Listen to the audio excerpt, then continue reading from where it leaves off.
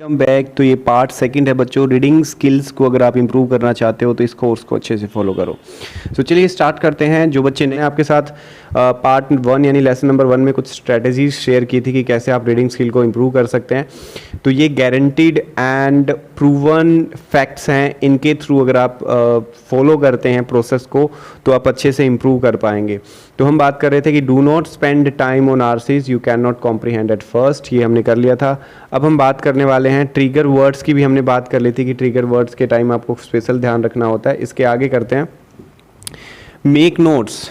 Make notes का यहाँ पर मतलब ये हुआ कि आपको लगता है ना ये फैक्ट है, ये कोई छोटी सी चीज़ है, तो आप उसको जल्दी से नोट डाउन कर सकते हैं जो ज़्यादा इंपॉर्टेंट चीज़ है, ताकि आपको पैसेज पूरा दोबारा ना पढ़ना पड़े किसी एक चीज़ सिंगल चीज़ को ढूंढने के लिए। ठीक है, इसका मतलब ये है कि ये ज़रूरी नहीं है कि देखो दो तरीके हैं, एक तो पेपर ऑनलाइन हो रहा है कि ऑफलाइन हो रहा है। तो जो एग्ज़ाम ऑफलाइन होते हैं वहाँ तो बहुत सारे बेनिफिट है कि आप अंडरलाइन करके रख सकते हो पार्ट को। अब जो पार्ट ऑनलाइन हो रहा है उस केस में आपको नोट डाउन कर लेना है चीज़ों को कि ये वाली थिंग्स जो है ये बहुत इंपॉर्टेंट है, ताकि आपको फैक्ट ढूंढने के लिए दोबारा से पैसेज रीड ना करना पड़े।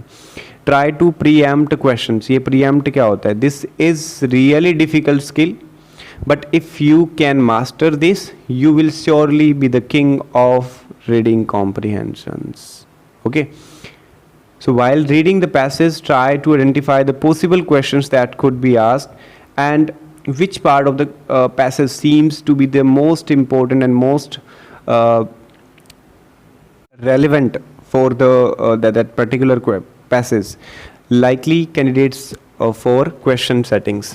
तो यहाँ पर ये कहना चाहता है कि अगर आप प्रीएम्प्टिंग जानते हैं, प्रीएम्प्ट का मतलब क्या होता है? Pre-empt is a strategy, pre-empt is a process जिसके थ्रू आप क्वेश्चंस को पहले से ही आइडेंटिफाई कर लेते हैं, पहले से ही आप आइडिया लगा लेते हैं कि ये पॉसिबल क्वेश्चन है, ये पूछा जा सकता है, उसको प्रीएम्प्ट बोलते हैं। तो जैसे हम कोई चीज़ पढ़ रहे होते हैं, जैसे मैं फॉर एग्जांपल एक स्टोरी रीड कर रहा हूँ, मैं बोल रहा हूँ कि this is Rajkumar is a farmer in that village, तो मतलब वो विलेज का जो नाम आ रहा है या वो क्या किस प्रोफेशन में है, ये पॉसिबल क्वेश्चंस है जो पूछे जा सकते हैं, है ना। मैंने एक वैसे ही एग्जांपल लिया है।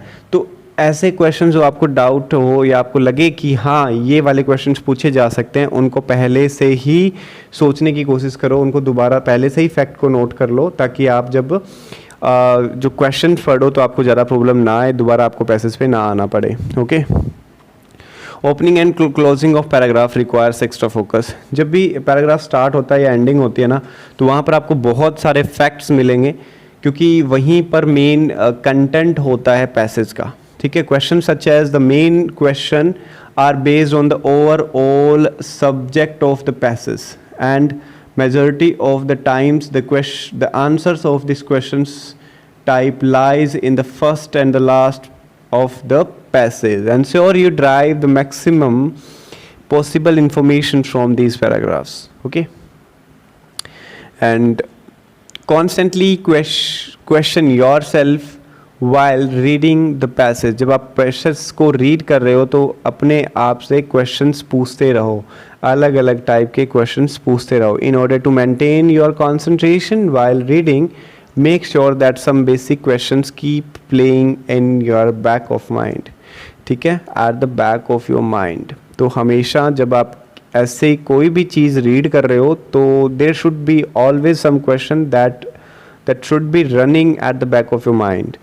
What is the author's main point? Author क्या कहना चाहता है? What is author writing about? Why the author is writing this? How has the author chosen the convey this main point? Means ऐसी चीज़ें जो है ना उनके ऊपर आपको ज़्यादा फोकस करना चाहिए। Okay? How has the author organized his material? उसने अपना मटेरियल कैसे ऑर्गेनाइज किया, कहाँ से चूज़ किया, कैसे उसको आइडिया आया, ऐसी चीज़ें गिवन होती है पैसेज में, तो उनके ऊपर आपको एक्स्ट्रा फोकस करने की रिक्वायरमेंट होती है।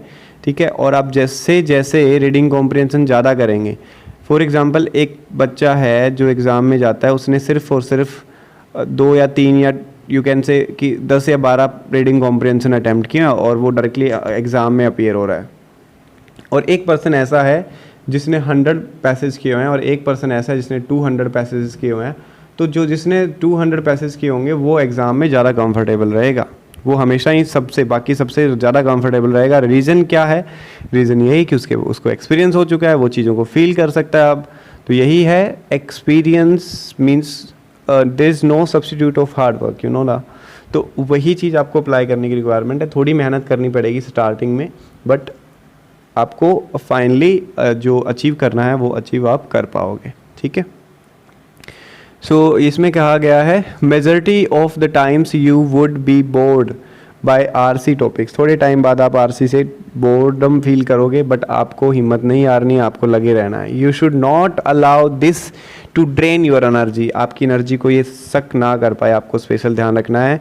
आपको उस टाइम में ज़्यादा फोकस करने की रिक्वायरमेंट है। नेवर गिव अप, ये चीज़ आपको फोकस पे रखनी है। एक टाइम आएगा जब आपका स्कोर कांस्टेंट चल रहा होगा, लेकिन still you are to practice and you will find that your score will be improving very soon.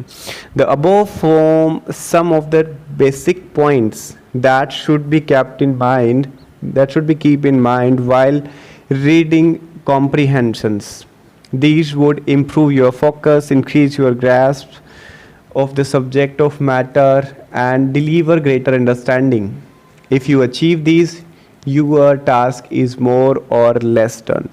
तो अगर आपने ये काम कर लिया ना, तो ये मानो कि आपका सारा काम लगभग हो ही गया है, ठीक है। आप मानिए कि ऑलमोस्ट हो ही गया है। तो मेन पॉइंट जो मैंने डिस्कस किए थे, मैं एक बार फिर से समराइज़ कर देता हूँ आपको कि नोट्स बनाने हैं, कोई इंपॉर्टेंट फैक्ट लगे तो अगर पॉसिबल हो तो प्रीएम्प्ट करने की कोशिश करो। मतलब पहले से ही सोच लो कि यहाँ से क्वेश्चन पूछा जा सकता है, ठीक है। क्वेश्चन माइंड से पढ़ने की कोशिश करो। और ओपनिंग एंड क्लोजिंग पे ज़्यादा फोकस करने की रिक्वायरमेंट होती है, और कॉन्स्टेंटली रीडिंग क्वेश्चंस की लेके और प्रैक्टिस करना सबसे ज़्यादा बड़ा मेन फैक्टर इसके अंदर रहेगा, ठीक है। तो ये था हमारा स्ट्रेटेजी नंबर 2। अब हम पार्ट नंबर 1 के अंदर पैसेज स्टार्ट करेंगे और आप प्रैक्टिस करना। Okay, thank you so much.